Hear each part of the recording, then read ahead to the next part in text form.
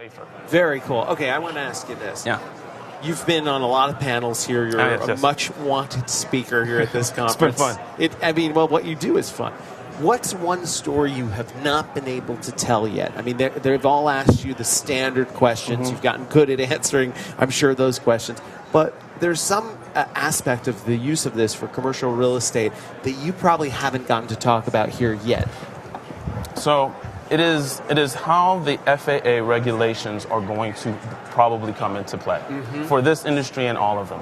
Yeah. We need to work closely with the FAA and NASA so that as they create the regulations, they consider how we're going to use them when they create the regulations. Now, you just said NASA. You're saying NASA is involved with drones? NASA, of course. Really? NASA have been using drones. NASA has drones, and they're aeronautics. So people think space with NASA, but that's not all that NASA is. Oh, really? So NASA and FAA work closely.